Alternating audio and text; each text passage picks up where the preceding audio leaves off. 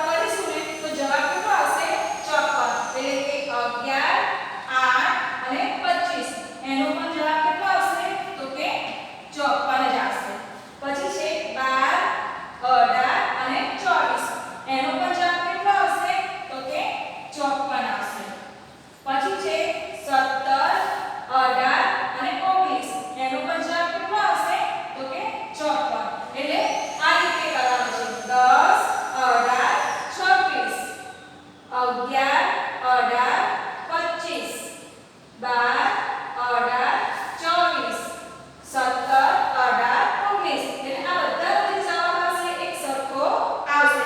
તો વિદ્યાર્થી મિત્રો આ રીતે આપણે આ ગણતરી શીખ્યા. હવે આ જેવો આગળ તમે કહ્યું કે એક લીટી ઊભી કરવાની છે તમારે એક સંખ્યાની અંદર, એનો જવાબ 75 આવવો જોઈએ. એવી જ રીતે અહીંયા આમાં પણ આપણે ગણીશું તો જવાબ કેટલો આવશે? 75 આવશે. કેટલો આવશે? 75. તો અહીં આપણે લખીશું 75. તો વિદ્યાર્થી મિત્રો આ હતું આપણું શું કેલેન્ડર દ્વારા જાદુઈ ગણતરી, જેના દ્વારા આપણે શું શીખ્યા? જાદુઈ ગણતરી કરતા શીખ્યા, જેની અંદર આપણે ઊભી, ત્રાસી, આડી અને સીધી લીટીની આપણે જાદુઈ ગણતરી કરતા શીખ્યા, જેની અંદર જવાબ એક સરખો બધાનો આવે છે. તો વિદ્યાર્થી મિત્રો આગળ આપણે શું શીખી ગયા? તો કે જાદુ ગણતરી શીખી ગયા, જેના દ્વારા આપણે આડી, ઊભી અને ત્રાસી લીટીઓનો આખો સરવાળો એક સરખો થવો જોઈએ, અને બીજી એક ઊભી અને આડી ત્રાસી લીટીઓ આવે એનો પણ સરવાળો એક સરખો થવો જોઈએ. તો વિદ્યાર્થી મિત્રો આગળ આપણે જાદુઈ ગણતરી શીખ્યા. હવે આપણે શીખીશું તો કેલેન્ડર પૂર્ણ કરો. તો વિદ્યાર્થી મિત્રો અહીં તમે જોવો છો કે એક મહિનો આપેલો છે, જેની અંદર અમુક તારીખો લખી છે. હવે એની અંદર આપણે શું કરવાનું છે? જે ખાલી સ્થાન છે એની અંદર આપણે તારીખો લખીને કેલેન્ડર પૂર્ણ કરવાનું છે. તો તમે ઉપર જોઈ શકો છો કે ઉપર વાર આપેલા છે. હવે વાર કયા કયા છે? તો કે રવિ, સોમ, મંગળ, બુધ, ગુરુ, શુક્ર, શનિ. હવે એની અંદર પહેલી તારીખે કયા વાર આવે છે? તો કે બુધવાર. હવે બુધવારે પહેલી તારીખ છે, પછી એની પાછળનું જે સ્થાન છે શું છે? ખાલી છે. તો હવે આપણે અહીં શું લખીશું? બીજી તારીખ. પછી બીજી તારીખ લખેલી છે, પછી લખીશું આપણે ચોથી. એવી રીતે બધી ખાલી જગ્યાઓ આપણે જે ખાલી સ્થાન છે એ પૂર્ણ કરીશું. એટલે લખીશું 5, 6, 7 નંબર આપેલો છે. અહીં લખીશું 8, 9, 10, 11, 12, 13, 14, 15, 16 અને 17. હવે 18 તારીખને લખેલી છે, નીચે આવશે 19, 20, 21, 22, 23. હવે 24 તારીખ લખી છે એટલે અહીં આવશે 25, પછી 26, 27, 28, 29 અને 30. અને 31 તારીખ અહીંયા લખેલી છે. તો વિદ્યાર્થી મિત્રો આ શું હતું? આપણે કેલેન્ડર પૂર્ણ કર્યું, જેની અંદર અમુક તારીખો લખેલી હતી અને બાકીની તારીખો આપણે લખી કેલેન્ડર આપણે પૂર્ણ કર્યું. હવે આ કેલેન્ડરના આધારે ખાલી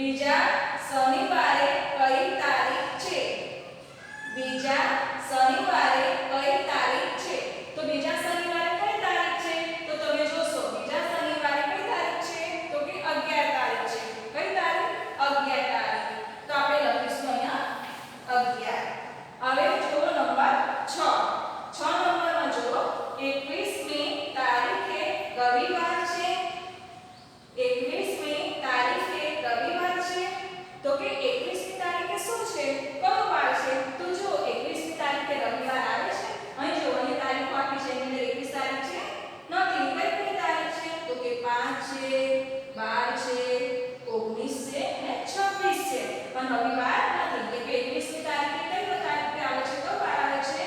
તો કે મંગળવાર આવે છે. કયો વાર આવે છે? મંગળવાર.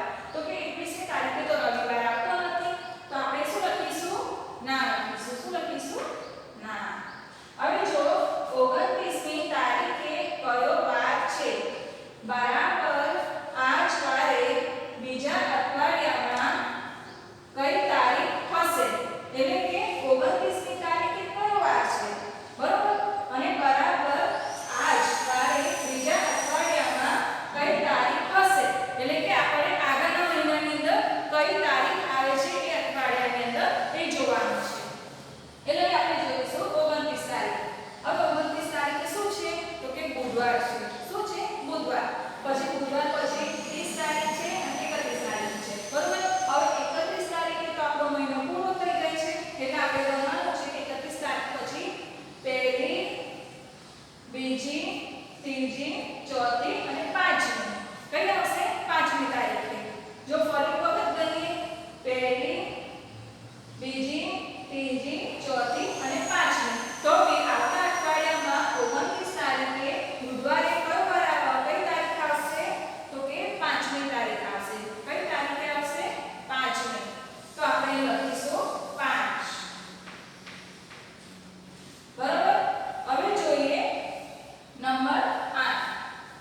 આ મહિનામાં કેટલા ગુરુવાર છે? આ મહિનામાં કેટલા ગુરુવાર છે? તો આપણે અહીંયા જોઈએ કે જે ગુરુવાર છે એ કેટલા છે એ ગણવાના છે. તો જોઈએ 1 2 3 4 અને 5. કેટલા છે? ફરી એક વખત ગણીશું. 2 1 2 3 4 અને 5. તો 5 ગુરુવાર છે. તો અહીં પણ આપણે લખીશું 5. તો વિદ્યાર્થી મિત્રો ફરી વખત આપણે આ ખાલી જગ્યાનું રિવિઝન કરી લઈએ. તો પહેલો જોઈએ ખાલી જગ્યા બધા